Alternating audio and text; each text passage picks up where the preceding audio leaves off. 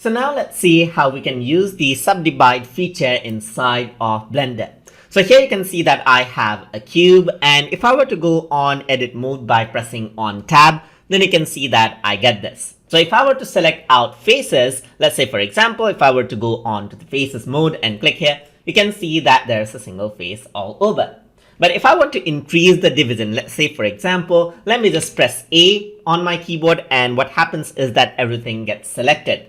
And what I can do now is I can edit this and subdivide this. So to do that, I can right click, and over here you can see subdivide is an option. So once you click on subdivide, you can see subdivide is here. So once I click on subdivide, you can see that I can increase the number of cuts.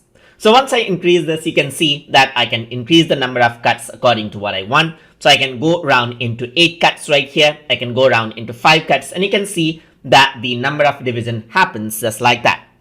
I can increase the level of smoothness right here, and you can see that it changes out the curvature from the subdivide right here. So I can decrease this, or I can increase this over here to increase and decrease the smoothness level as well. So here you can see that there's less amount of smoothness, but if I were to go around over here, go around to, let's say for example 10, there's more smoothness right here.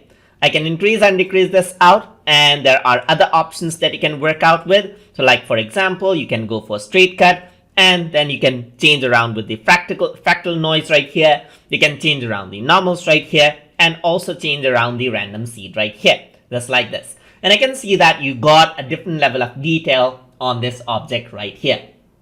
And that is how you can subdivide object. And if I were to press tab right here, now you can see that everything is there. The division, the details are all there. So hope you guys learned something as always. And as always, please like, comment, share, and subscribe.